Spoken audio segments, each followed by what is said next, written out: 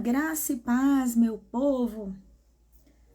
Boa noite a todos e todas. Hoje a gente vai estar aqui nessa nossa live falando sobre o tema do sofrimento na liderança, um tema que certamente vai interessar muito aí a vocês. Acredito que vai fazer uma diferença aí para nossa reflexão. Então eu quero receber você com muita alegria. A Helenice está chegando aí, o Fábio, o Alisson. Oi, Cláudia, tudo bem? Graça e paz. Graça e paz, Alisson, tudo bem contigo? Graças a Deus, gente. Que bom ver vocês aqui. Ó, Benildes, diretamente lá do Tocantins afora, gente. Oi, Érica, tudo bem? Todo mundo seja muito bem-vindo aqui. Essa é uma noite muito boa pra gente, especial, né? Em que a gente vai falar de um tema que eu acho que é para a vida de todo mundo bastante desafiador. E vamos compartilhar um pouquinho do que Deus também quer fazer na minha vida e na sua, né? Através desse tema tão complicado aí pra gente, que é o sofrimento. Já vai dizendo aí pra mim, você já sofreu pelo ministério? Ei, Fábio, tudo bem? Você já sofreu pelo seu ministério? Já? Ficou angustiado, angustiada, deprimida, querendo desistir em algum momento, né? Esse é um tema que certamente ele toca muito a vida de várias pessoas, né? Uma vez é uma história que se conta, né? Que alguém perguntou para um pastor assim, pastor, você já pensou em desistir do ministério? E aí o pastor respondeu assim, toda segunda-feira, né? Então os pensamentos de angústia, de dor, eles são pensamentos que estão na vida da gente, né? Fazem parte da nossa humanidade e todos nós temos que aprender a lidar com as nossas emoções. A gente vem percebendo que as pessoas, elas vão tendo cada vez mais dificuldade de lidar com essa questão e às vezes isso acontece por causa de alguns preconceitos, né? Eu vou até lembrar algumas coisas que a gente deixou as outras lives salvas aqui no nosso perfil, você pode voltar lá e você vai perceber que alguns desses temas que a gente tratou, eles são relacionados assim com a nossa emoção, né?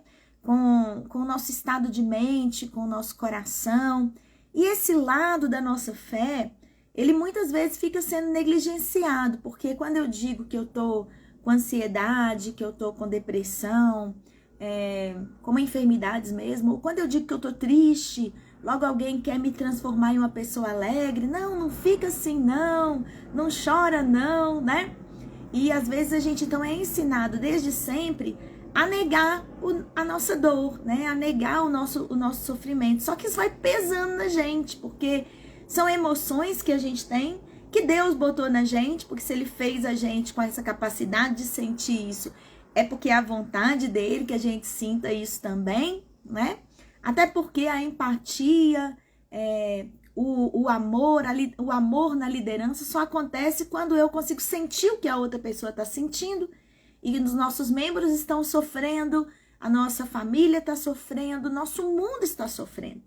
Então a gente precisa entender que o sofrimento, ele é uma coisa a ser compreendida, ele é uma dimensão da nossa vida a ser enfrentada, ele é uma dimensão da nossa vida a ser encarada, mas que negar não tem jeito, né, gente?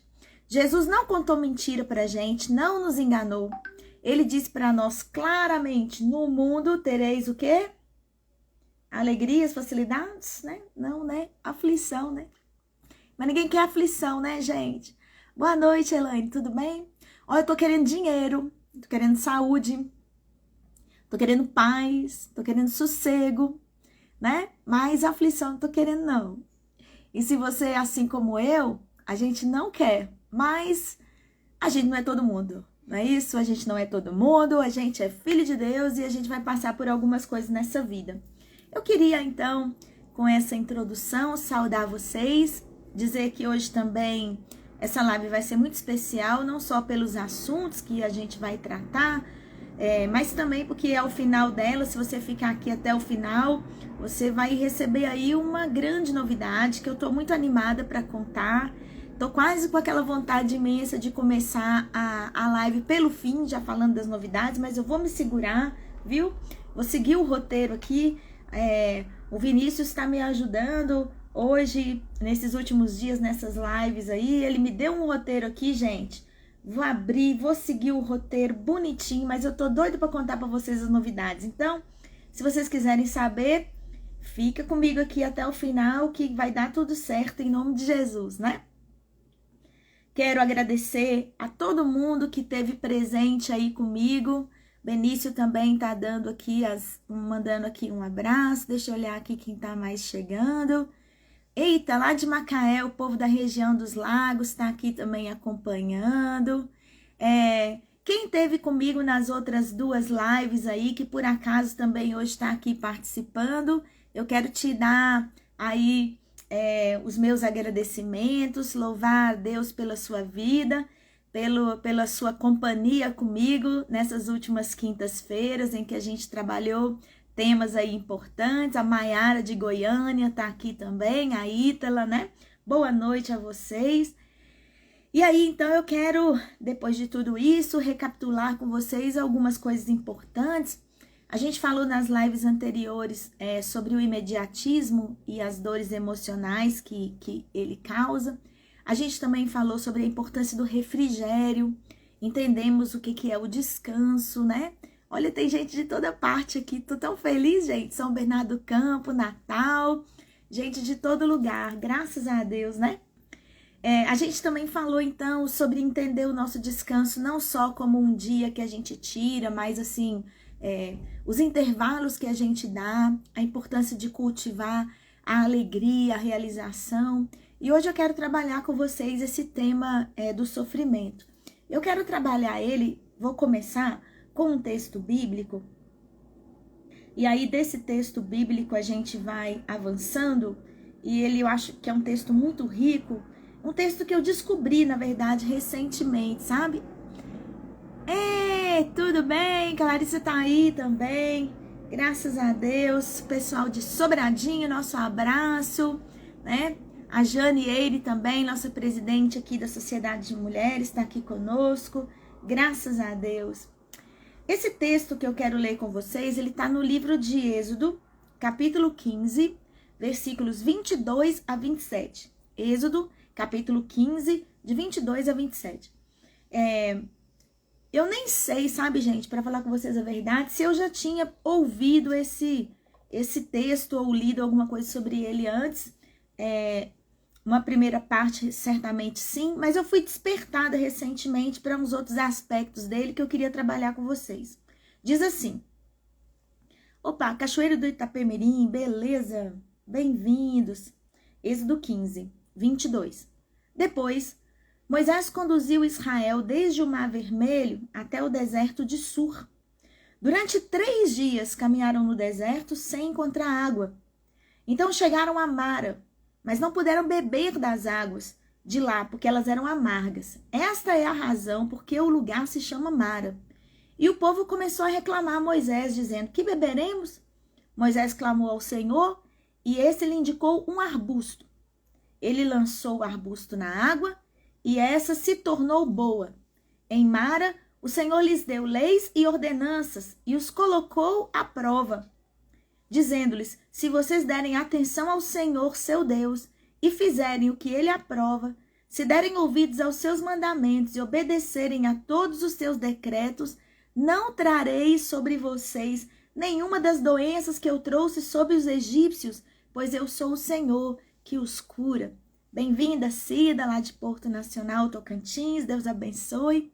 Se você está lembrando nessa hora de alguém que está passando por um momento difícil, seja na família, seja na igreja, alguém que está tendo dúvidas, alguém que está sofrendo com enfermidade, com qualquer outra dor que seja, eu recomendo você pegar esse aviãozinho aí do ladinho no seu celular e mandar essa live para alguém. Eu tenho certeza que esse tema vai abençoar muito vocês, porque eu pessoalmente fiquei muito tocada, né?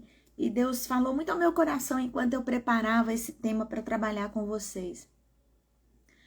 Gente, a Bíblia fala desde o início do livro de Gênesis que quando o homem e a mulher pecaram lá no Jardim do Éden, uma carga de sofrimento veio como decorrência do pecado. Então Deus disse para a mulher: olha, as suas dores do parto vão ser aumentadas. E Deus disse para o homem: olha, o seu serviço no campo vai ser dificultoso. O pecado, ele traz, né, para a vida da gente uma carga de dor. E ele traz essa carga não porque apenas a gente está em uma desobediência a Deus quando a gente está em pecado, falando do ato pecaminoso propriamente dito, mas também porque o pecado, ele interfere na visão que a gente tem da gente mesmo, na visão que a gente tem de Deus e na visão que a gente tem do mundo que nos cerca. Quando nós estamos vivendo uma vida que nesse mundo, enquanto seres humanos pecaminosos, toda a nossa visão do mundo, ela é compartimentada, ela é limitada. A gente não vê as coisas desde a eternidade como Deus. E a gente divide o nosso tempo em passado, presente e futuro. Não quero entrar aqui na temática da psicologia, porque eu não sou psicóloga e eu entendo a psicologia como uma ciência muito específica, mas a gente sabe que nós trazemos as marcas do nosso passado e nós também trazemos os medos do nosso futuro. Quando as marcas do nosso passado e os medos do nosso futuro se encontram nesse presente que nós estamos vivendo, nós somos tensionados, nós estamos em estado de alerta, nós tememos. As pessoas que são da área da neurociência dizem que a gente tem uma glândula aqui no meio do cérebro, lá dentro do cérebro, chamada amígdala. E ela é basicamente uma glândula, ela é uma parte do nosso cérebro que nos deixa em estado de alerta.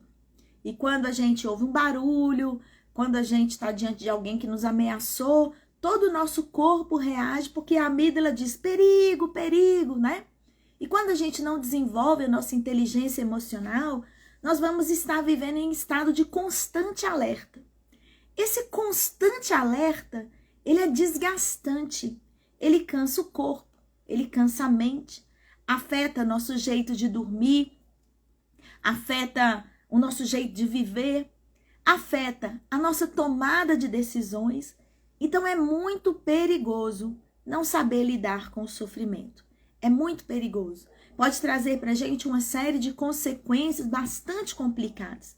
E eu começo vendo isso nesse texto bíblico aqui, né? Olha, o pessoal do Paraná tá aí também, Cornélio Procópio. Moisés estava conduzindo o povo desde o Mar Vermelho até o deserto de Sur. Nesse período que a gente está lendo aqui da história bíblica, eles já tinham atravessado o Mar Vermelho a pé. Eles já estavam começando a receber o maná. Havia uma série de dificuldades que eles já tinham vencido. Mas quando eles chegam na cidade de Mara, eles se deparam com uma necessidade iminente, a necessidade de água. E as águas que estavam lá eram amargas. No entanto, Moisés, em nome do Senhor, realiza um milagre e torna as águas boas. Diz o texto que as águas foram tornadas boas. Mas eles deram àquele lugar o nome de Mara, porque a cabeça deles ficou: quando a gente chegou aqui, as águas eram amargas. Quando a gente chegou aqui, as águas eram amargas. E muitas vezes a gente também, quando passa por uma situação difícil na nossa vida, a maneira como a gente reage, como a gente sente e como a gente leva aquela experiência para o nosso futuro, pode ser mais traumática que a experiência em si. E a gente fica revivendo isso na nossa mente, a gente fica culpando e responsabilizando pessoas pelas dificuldades que nos vêm, ou a gente fica como o povo de Israel. Deus fez um milagre, mas eu fico na história antes do milagre. E é essa primeira questão que eu quero deixar para você. Nós podemos entender que nós somos pessoas que devemos ser transformadas pelo nosso sofrimento, mas nós não podemos continuar carregando esse sofrimento conosco. Sobre isso eu quero contar para você uma história bastante ilustrativa. Dizem que tinha 2 monges budistas andando numa estrada.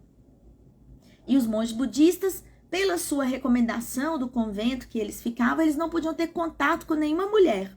Eles tinham que se manter castos, né, e puros ali, celibatários. E eles estão indo pela estrada.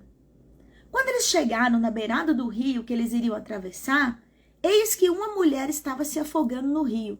E ela estava gritando, esbaforida, e ela ia morrer. Quando um dos monges percebe que a vida da mulher estava em risco, ele entrou no rio, tirou a mulher de dentro do rio, colocou a mulher na beirada do rio, salvou a vida dela. e eles estavam calados um com o outro, continuaram a sua jornada.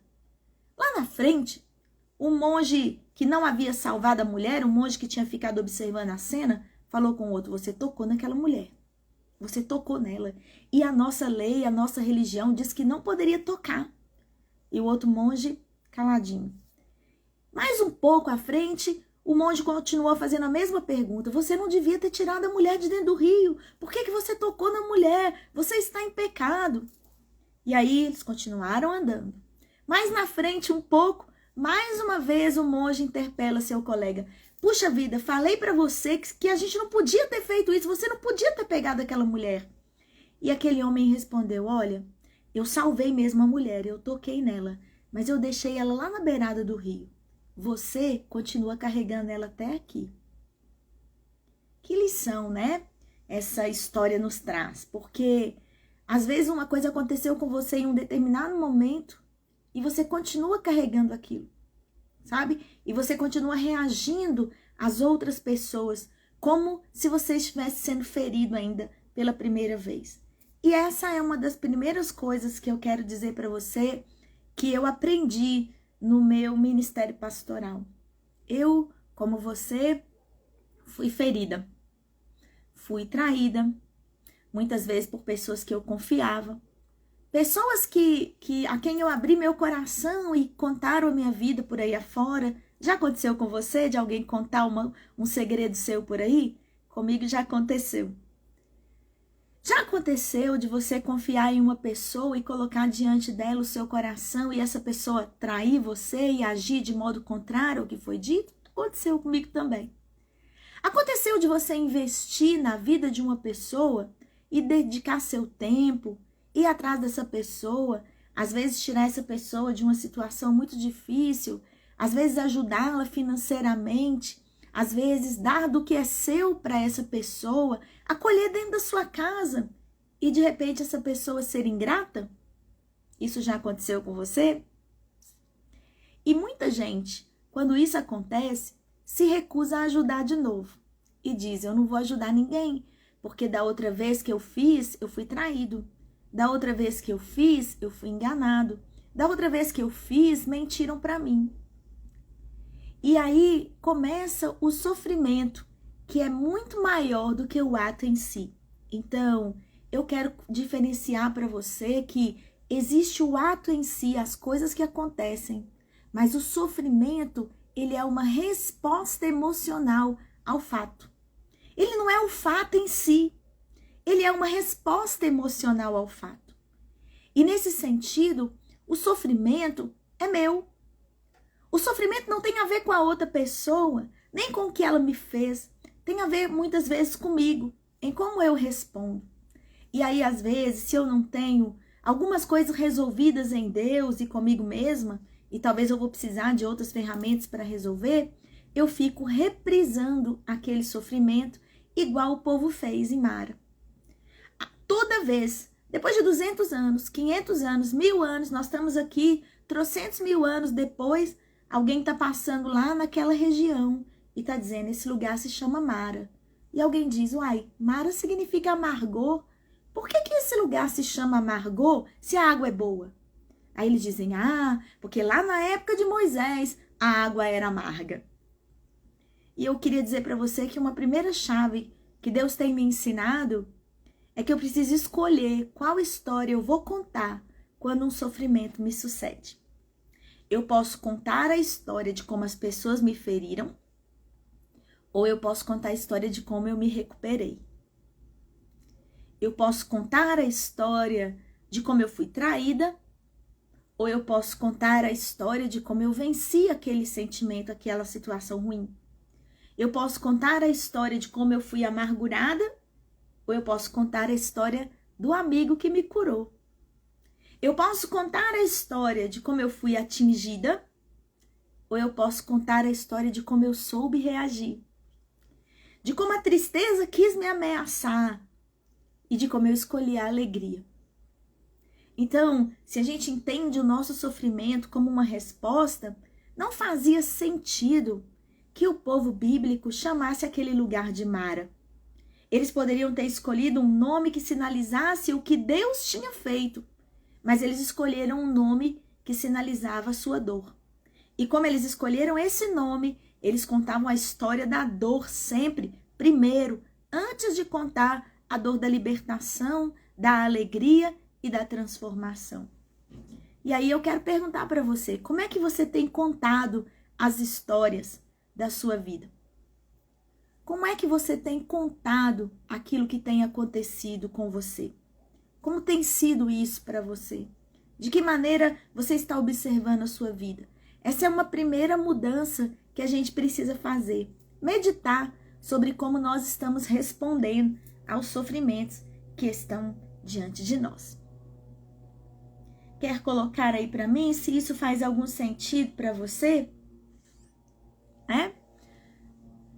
A Maria Dina tá dizendo que tá travando. Tá travando para vocês, gente? Ou tá tranquilo? Aqui para mim parece que tá tudo normal, viu, Maria? Eu espero que você consiga nos acompanhar aqui bem, né? E aí, então, a gente precisa perceber muito mais do que as causas do sofrimento, do que as angústias do sofrimento, porque ele nos acontece. Eu vou lembrar para vocês uma outra narrativa bíblica. No livro de Zacarias, ele narra a seguinte expressão: ferirei o pastor e as ovelhas ficarão dispersas. Eu estava meditando sobre esse texto porque ele é usado no Novo Testamento quando Jesus é morto, né?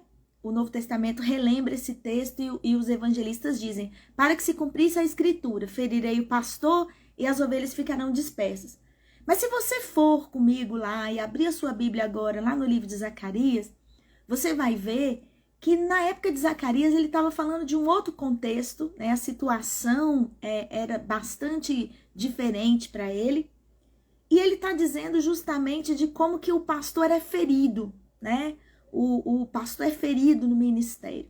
E todo líder, gente, seja pastor, seja membro de igreja, seja pai ou mãe, às vezes os nossos filhos vão dar uma resposta pra gente, uma má resposta no momento, a gente vai se sentir ferido.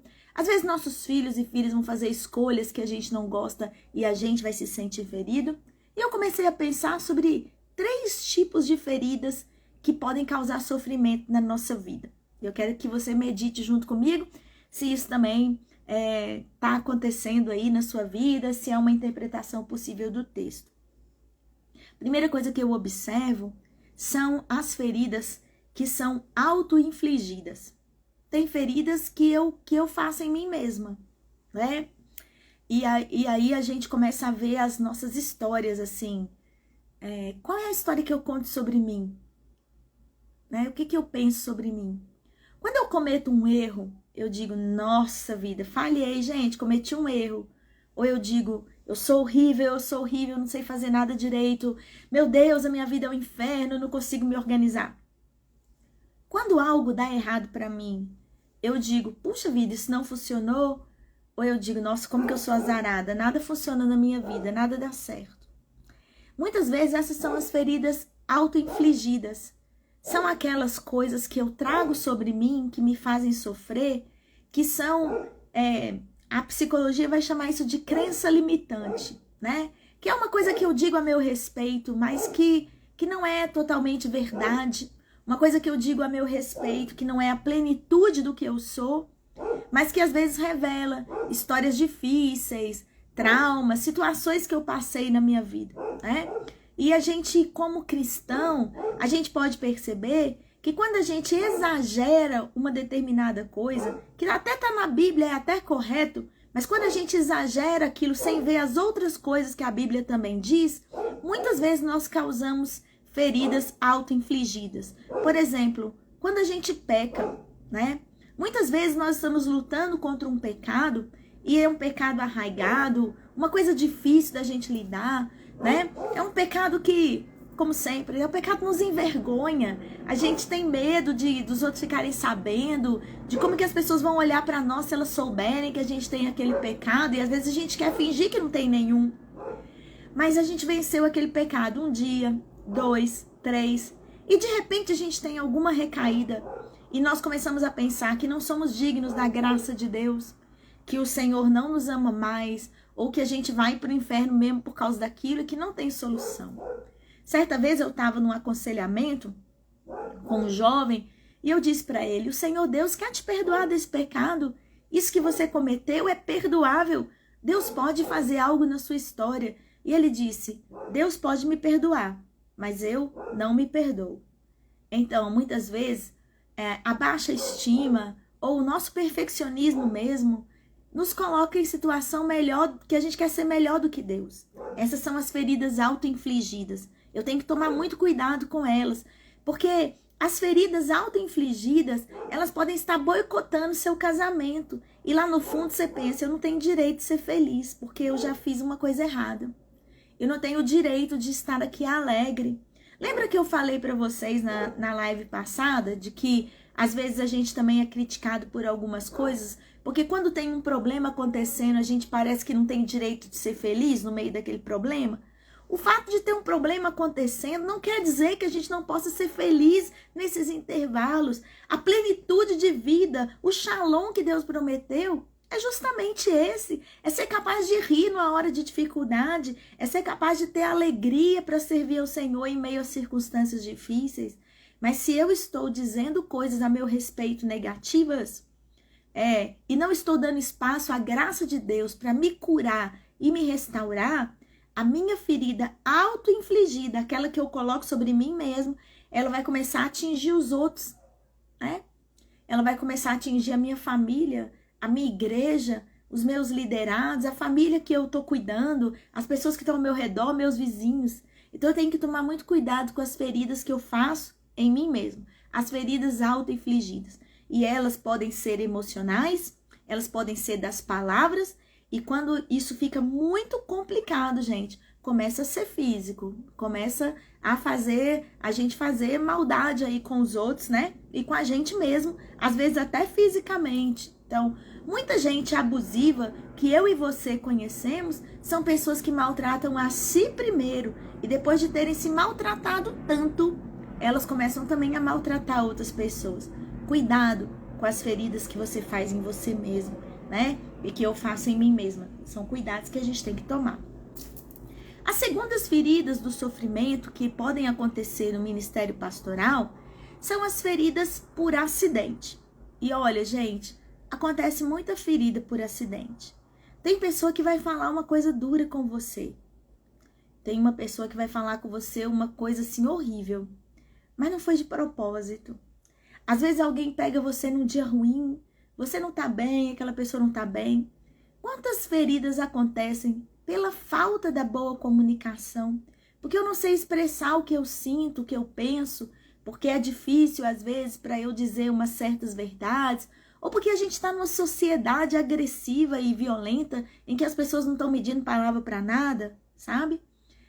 Essas feridas são muito perigosas, né? Essas feridas que acontecem por acidente. Porque se eu não entender que é um acidente, eu vou estar culpabilizando outras pessoas e não liberando o perdão. Então eu tenho que estar muito atento, porque às vezes acontecem coisas no ministério pastoral, na liderança do ministério, na liderança da célula, que não é culpa de ninguém. Não é culpa de ninguém. Aconteceu, né? É uma situação da vida, uma coisa que ninguém tem culpa daquilo, ninguém propôs aquilo no coração, ninguém intentou fazer aquele mal, mas aquele mal aconteceu, né? E aí a pessoa fica ferida. Para que ela descubra a cura das feridas por acidente, ela precisa também aprender a relevar. Se eu não sei relevar certas coisas, eu vou dar o mesmo peso de seriedade para tudo que me acontece. Quantas pessoas você já conheceu na sua vida? E aí agora eu vou fazer a pergunta contrária. Você já feriu alguém? Com as suas palavras, com a sua atitude, com o seu modo de pensar? Você já feriu alguém? Alguém já ficou aborrecido com você? Alguém se ressentiu com você? E quando essa pessoa se ressentiu, como você se sentiu? Você sabia que não tinha sido de propósito? Não é? Então, você sabe quando você não quis ferir alguém de propósito. Mas às vezes você e eu não damos à outra pessoa o mesmo benefício da dúvida que a gente quer. E isso torna mais difícil perdoar. E uma ferida por acidente que não é perdoada, ela aumenta o sofrimento. Aumenta o sofrimento. Então eu preciso pensar que tem certas pessoas que fizeram mal contra mim, mas elas não intentavam. Não era o desejo delas. Não era de propósito. Né? E eu saber essa diferença, gente, é muito fundamental.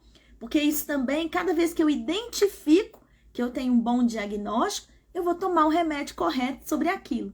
Se a ferida não foi de propósito, por que eu vou apontar o dedo?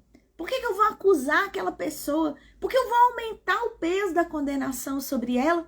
Foi por acidente, não foi por querer. Eu recentemente passei por um momento assim de uma grande dor, de uma grande aflição e de um sofrimento que me foi causado pelas pessoas ao meu redor. E foi interessante como que é mais tranquilo para a gente perdoar quando a gente senta para conversar e a gente percebe que talvez aquela pessoa não nos amou, não confiou em nós, não nos deu crédito, não por nossa causa, por algo que a gente tivesse realmente feito, mas porque aquela pessoa tinha uma outra expectativa no coração dela, um outro desejo, ela queria outra coisa, não aconteceu. E aí, às vezes eu aconteci e ela não queria aquilo, né? Não era nada contra mim pessoalmente. Como isso é melhor? Como isso é libertador? Porque a gente consegue zerar certos relacionamentos que podem trazer feridas, né? Então, às vezes você é uma professora numa sala de aula, uma líder de célula, um pastor ou pastora que o bispo nomeou agora para uma cidade, e você chega lá e as pessoas estão maltratando você, as pessoas estão destratando você e você pensa, é porque elas não gostam de mim. Não, talvez é uma ferida por acidente, elas estão chateadas porque elas gostavam do pastor anterior, elas estão chateadas porque elas perderam alguém que elas confiavam, e aí às vezes elas só estão trazendo a tristeza delas. Se a tristeza delas atravessar você e for embora, vocês vão conseguir ter um relacionamento melhor, né? Essa é a ferida por acidente. E a terceira ferida que eu queria falar com você, aí sim, é aquela ferida com intenção. Tem gente ruim nesse mundo. Meu Deus, como é difícil às vezes fazer essa admissão. Existem pessoas que querem o nosso mal. Que não importa o que a gente faça, elas vão intentar contra nós. São aqueles que a Bíblia diz que são os nossos inimigos. A Bíblia diz que às vezes tem pessoas que vão ser nossas inimigas. Mas a Bíblia não nos permite ser inimigo de ninguém. Então, quem tem que tomar a iniciativa de ser inimigo é o outro. Você não pode tomar a iniciativa de ser inimigo, hein, gente? Nós somos crentes aqui, pelo amor, né? Mas vamos supor que tem alguém que realmente não gosta de você. Alguém com quem você não consegue lidar. E as pessoas trazem essas feridas, elas são intencionais. De todas as feridas que existem, essas são as mais difíceis da gente lidar. E ela é difícil, eu vou dizer para vocês assim, na minha experiência, por que é mais difícil quando alguém me maltrata e assim, eu sei que é de propósito que aquela pessoa me maltratou. Sabe por que isso ainda me dói? E aí eu tenho que confessar meu pecado? Me dói porque ainda é o meu ego falando. E eu fico pensando, como que eu sou uma pessoa tão legal e fulano não gosta de mim? Ou é a minha inabilidade que faz com que essa pessoa não goste de mim? Como é que a gente se livra de uma ferida feita de propósito, né? Talvez eu não possa impedir as ações daquela pessoa. Talvez eu não tenha o poder de impedir que ela faça alguma coisa contra mim. Ainda assim eu posso reagir bem. Ainda assim eu posso encontrar saídas criativas. A primeira coisa que eu preciso perceber é voltar ao motivo pelo qual aquela pessoa está fazendo aquele mal contra mim em relação a como eu me sinto sobre aquilo.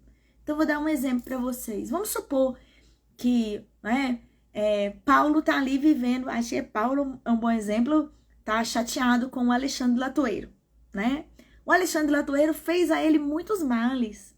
E essa é uma das poucas vezes em que a gente vê o apóstolo Paulo realmente aborrecido com alguém. É diferente quando o apóstolo Paulo está aborrecido porque a igreja pecou. Então ele exorta, ele clama, ele sofre. E é um sofrimento do pastor. Esse é o sofrimento mais autêntico do pastor. Sofrer porque você não está andando no caminho de Deus e eu, como pastora, quero te ajudar. Né? Esse é um sofrimento que até me redime, porque ele é altruísta, ele é por causa do outro, né? Me faz angústia, me faz sofrer, mas não me destrói. É o sacrifício pastoral. Mas quando alguém realmente intenta o mal contra a gente, nós precisamos pensar se às vezes a gente não está resistindo àquela pessoa e querendo que ela seja transformada em uma coisa que não nos compete. A libertação desse tipo de ferida vem da percepção de que como eu tenho que fazer o meu caminho de ser curada, o outro também. Nós não podemos forçar as pessoas a se arrepender. Nós não podemos forçar as pessoas a se quebrantar. Inacreditavelmente, ninguém tem obrigação de gostar da gente. Ninguém. E quando eu penso dessa maneira, é que eu percebo como que Jesus fala que é possível amar o inimigo. Quando Jesus está na cruz e ele diz, Pai, perdoa-lhes, porque eles não sabem o que fazem. Para mim é um dos textos mais difíceis, né, da Bíblia. Aquilo, as pessoas, para todo mundo ao redor, eles estão sabendo exatamente o que eles estão fazendo. Não, eles não sabem. Às vezes nós, como servos e servas do Senhor, sofremos afrontas e angústias de pessoas que intencionalmente estão fazendo mal contra nós e ainda assim não sabem o que fazem. E isso tem que ser muito libertador para mim, porque para que eu possa sofrer, eu preciso permitir aquele sofrimento também. E Jesus diz que a gente tem que aprender a amar os nossos inimigos. Eu só consigo amar o meu inimigo quando eu percebo que ele tem o limite dele e que eu tenho o meu. E que eu preciso talvez amá-lo na condição de inimigo. Não que eu tenha que tornar ele um amigo, não que eu tenha que ter intimidade talvez com essa pessoa. Ela pode ser uma pessoa com um desvio mental e cognitivo muito grave, né? Uma pessoa tóxica mesmo, que às vezes existe e que talvez para eu ter saúde eu preciso distanciar dela.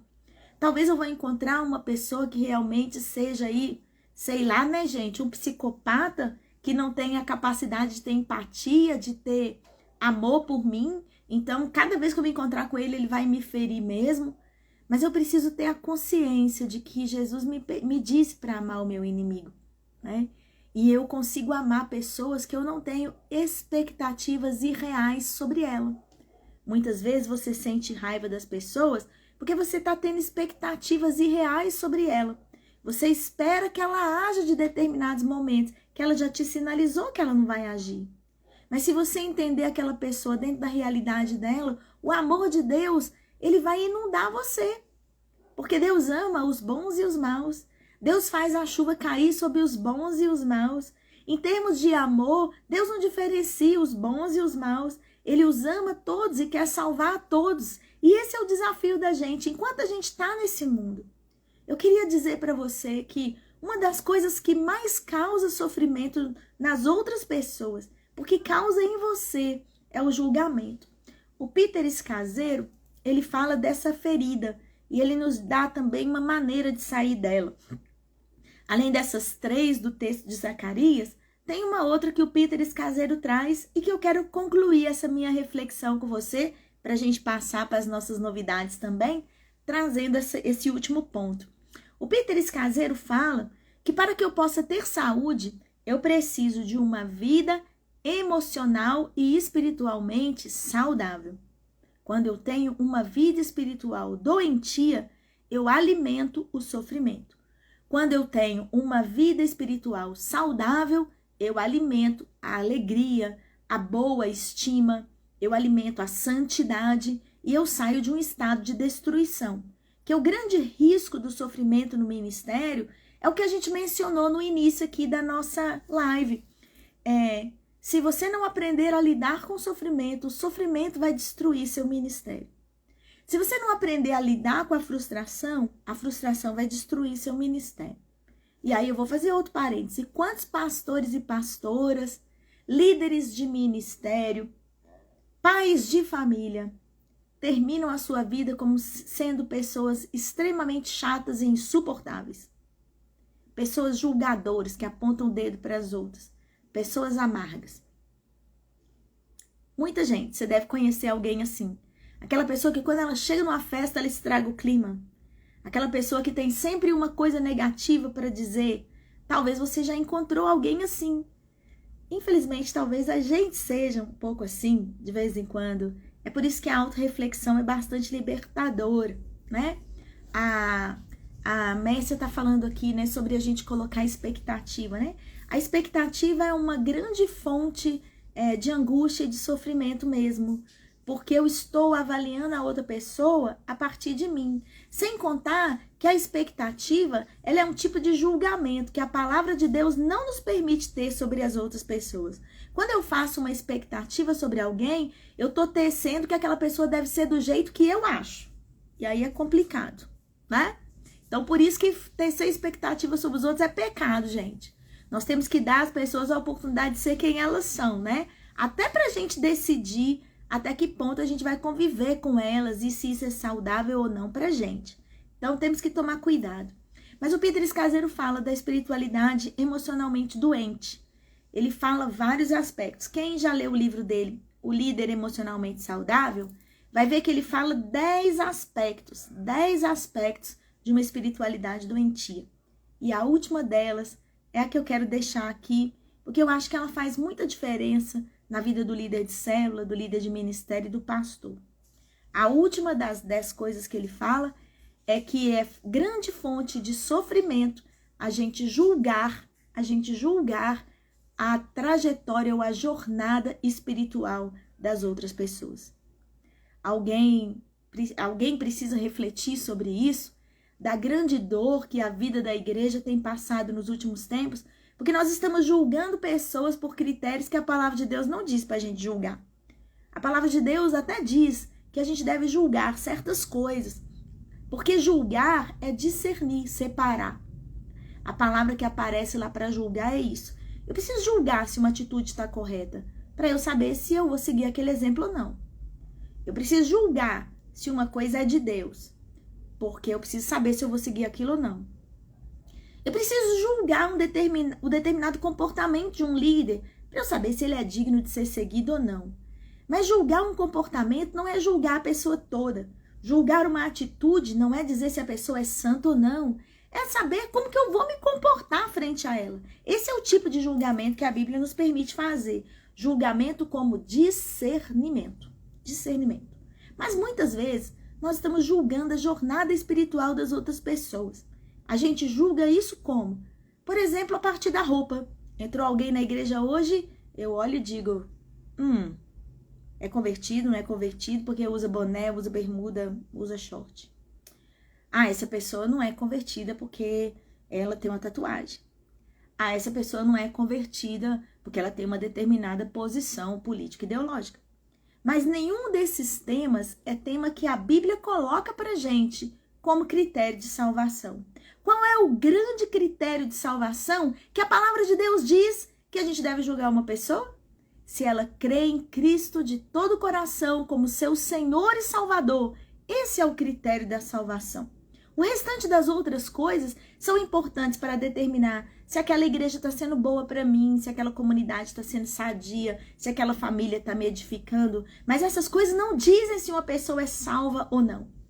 E quando eu julgo a jornada espiritual de uma outra pessoa e eu digo que ela é salva ou não é salva porque ela faz algo que eu concordo ou não, eu estou infligindo um sofrimento que a palavra de Deus não me permite fazer enquanto líder. Eu não devo julgar a jornada espiritual dos outros. Por que eu não devo fazer isso?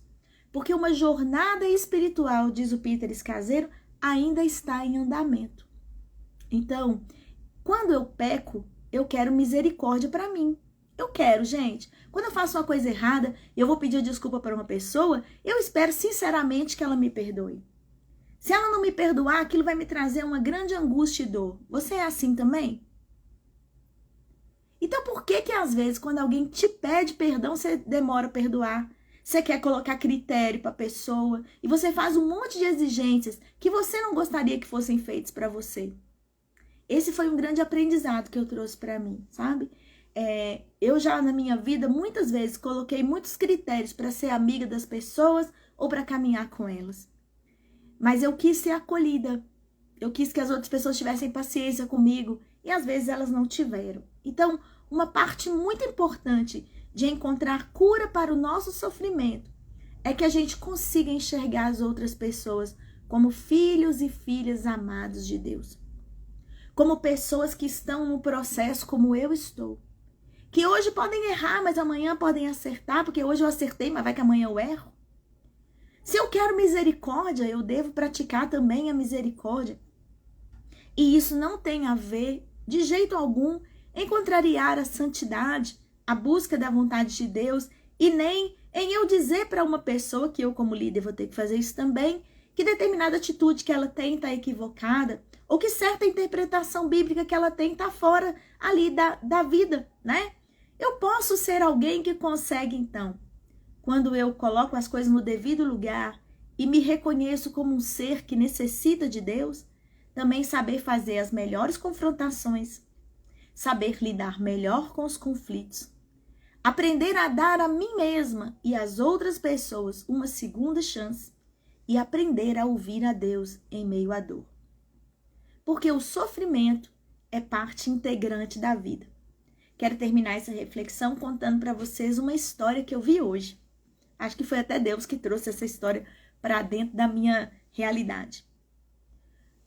Quando você começou essa jornada, você entrou numa guerra. Isso foi muito difícil para você, te trouxe muita dor. E foi bastante difícil para você vencer esse momento que você estava passando.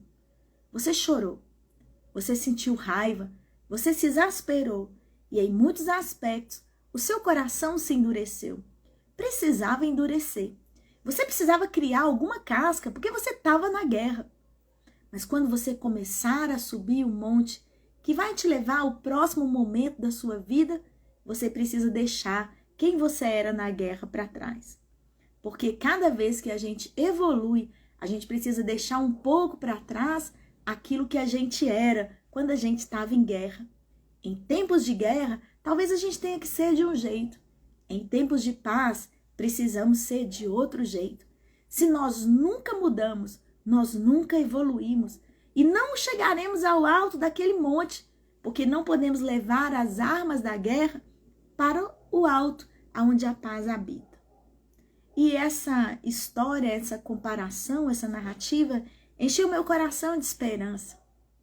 Talvez você tenha precisado sentir raiva em algumas horas da sua vida. Eu precisei.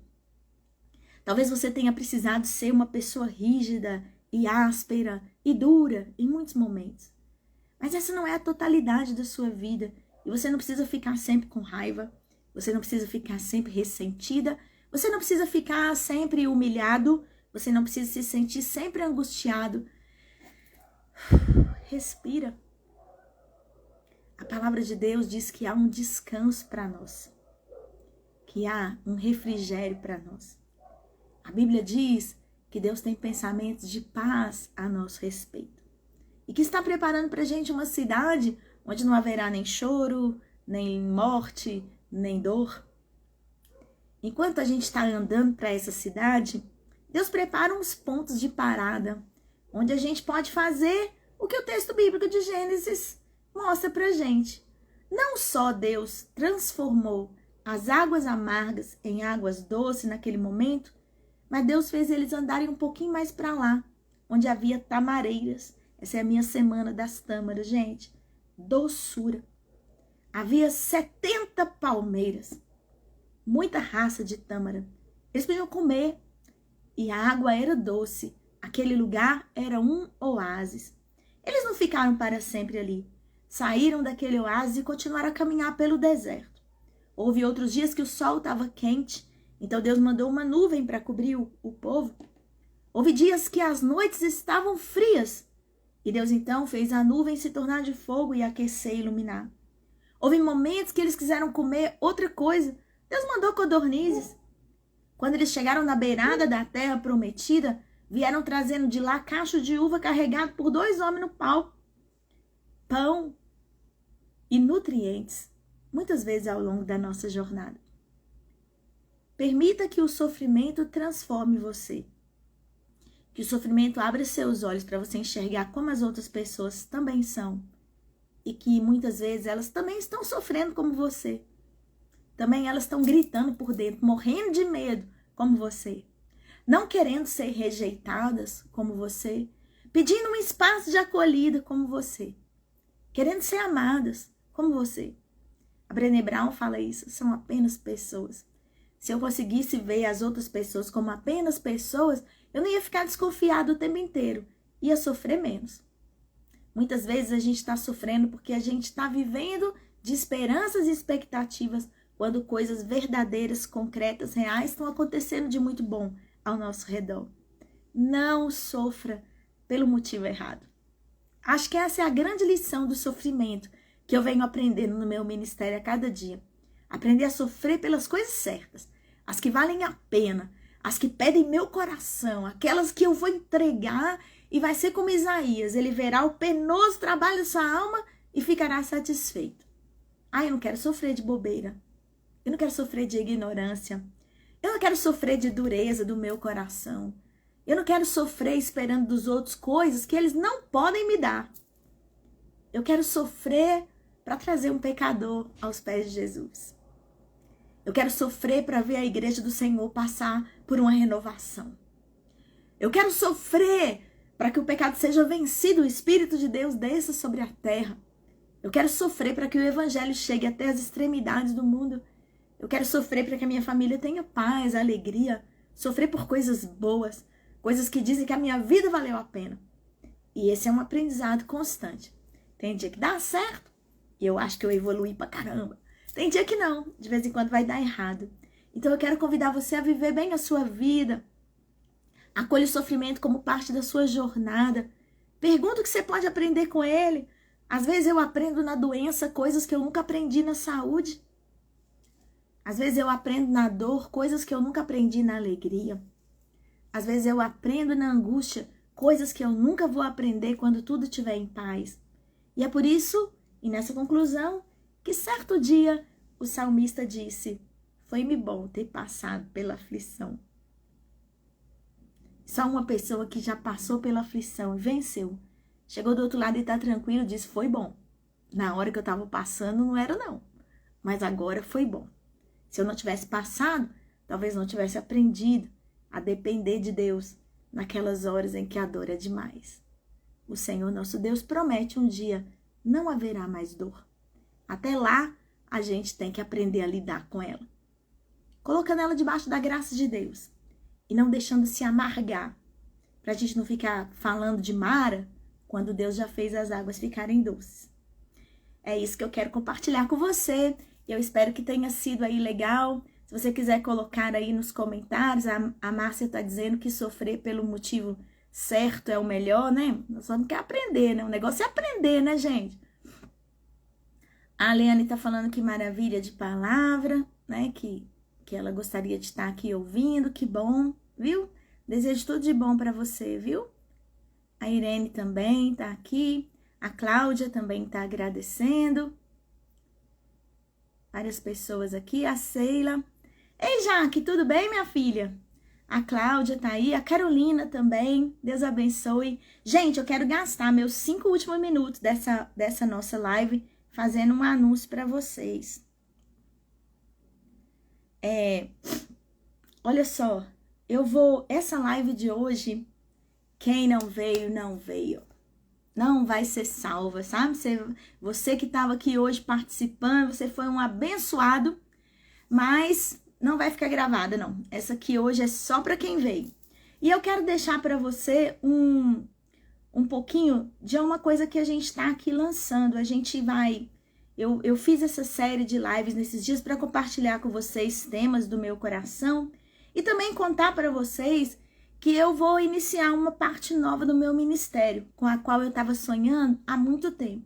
Eu estou preparando um curso de liderança e eu vou disponibilizar esse curso nas redes sociais e na plataforma da Hotmart. É um curso bastante especial chamado Os 5 Passos para uma Liderança Eficiente. São frutos dos meus aprendizados, fruto dos meus estudos e frutos de coisas que eu quero compartilhar com vocês em alguns encontros iniciais.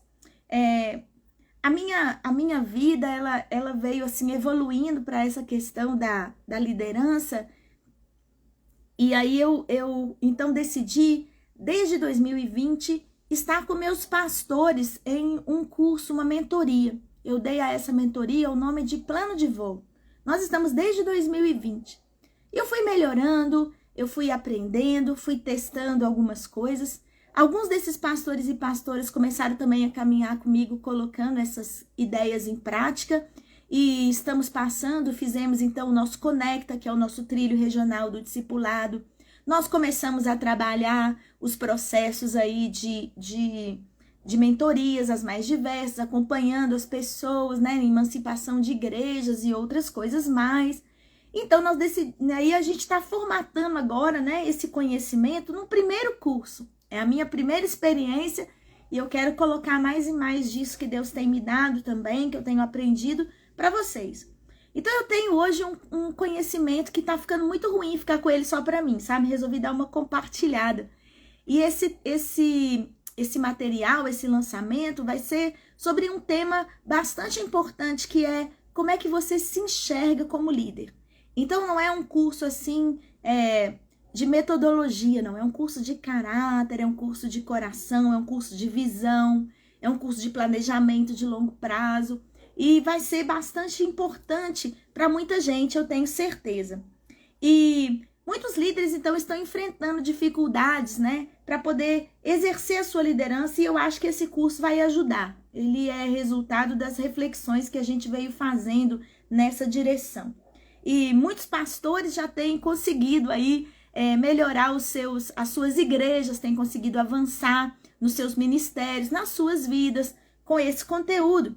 E quem comprar esse curso, adquirir esse curso até sábado, vai ter um desconto. Eu vou colocar aqui logo depois aqui que a gente encerrar também, nesses próximos dias, o link lá para você entrar. Quando você entrar, vai estar toda a descrição do curso, todos os detalhes dele ali para você. Essa oferta super especial, que são poucas vagas. E eu tô assim com muita alegria, porque é o seguinte, as primeiras 20 pessoas que adquirirem esse curso vão ganhar também uma mentoria comigo. Nós vamos fazer uma reunião aqui conjunta, ao vivo, pelo Zoom. Eu vou passar para vocês outras dicas a mais de liderança, aprofundar aquilo que está lá no curso. E é um curso que você vai assim, sentou, fez, vai ser tranquilo, sabe? E a gente também vai colocar nesse material não apenas as aulas gravadas, mas também alguns brindes para vocês. Eu preparei para o PowerPoint de cada aula dessa. Deu uma pausinha aqui, gente. Não, é para todo tipo de líder, tá, gente? Para todo tipo de líder. Se você é líder de ministério, se você é pastor, pastora, não adotei lá uma linguagem eclesiástica, não. Todo mundo pode fazer esse curso. Quem quer ser um pai melhor? O cara lá não tá na igreja ainda sem exercer nenhum ministério, mas é um superintendente na fábrica.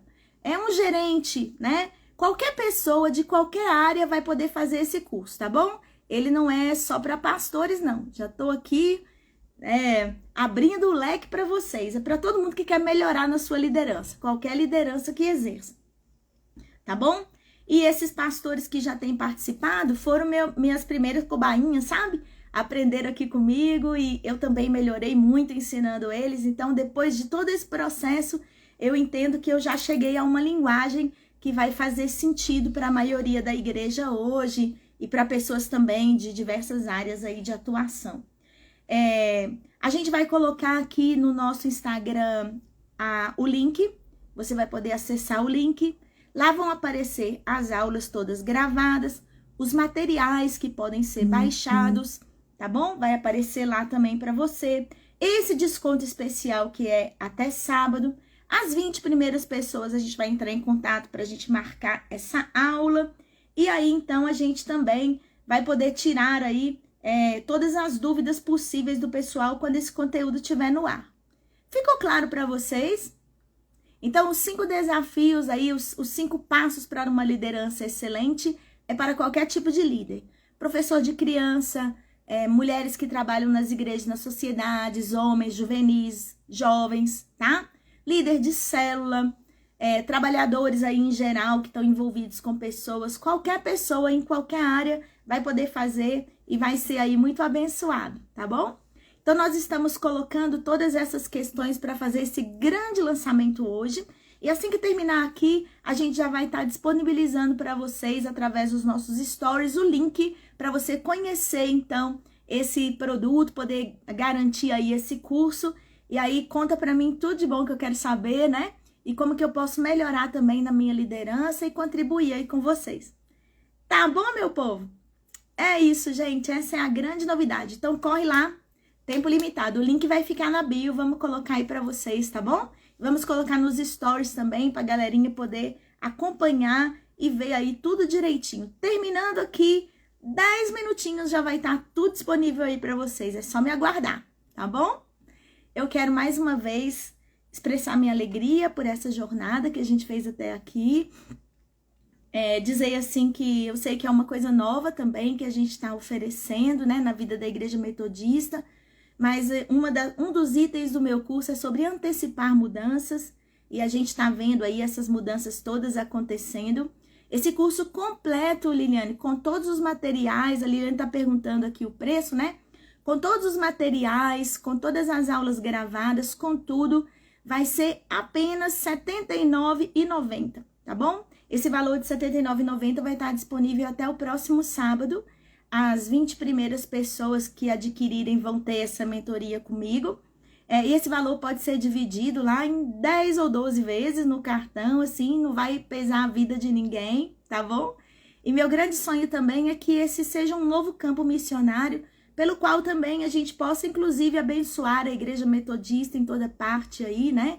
E ser também valores que a gente vai poder, uma parte deles sempre vai ser revertida para a missão, tá? Esse é meu compromisso diante de Deus, que tudo que eu tenho feito tem revertido para a vida da igreja, e essa também vai ser mais uma oportunidade, né? Quero que isso seja para a glória de Deus e que o Senhor seja engrandecido através disso aí.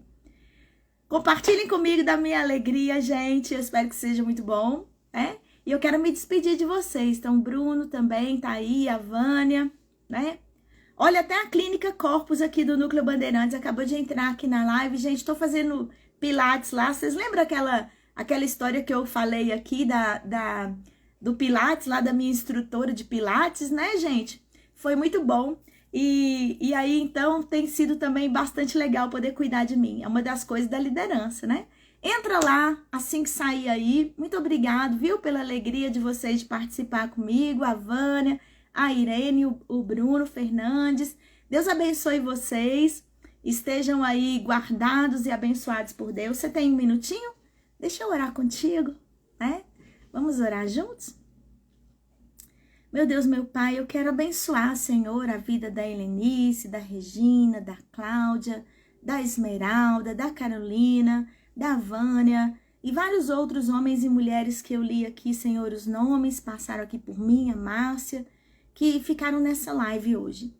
Eu sei, meu Deus, que a vida deles todos é marcada por dores, por sofrimentos, e muitos de nós estamos no caminho da cura, eu também estou no caminho da cura, e nós viemos hoje aqui ouvir essa palavra e viemos, ó Deus eterno, falar contigo e pedir a tua bênção, Senhor, sobre a nossa vida, meu Deus, em nome de Jesus Cristo, que o Senhor esteja curando a vida de cada um de nós, daqueles sofrimentos que são negativos, que são ruins, das nossas reações erradas à dor que vem na nossa vida. Eu quero pedir a Ti, Senhor, por Tua misericórdia, que o Senhor venha nos dar leveza. Esses dias, Senhor, ouvindo um cantor, ele dizia, a santidade é leve.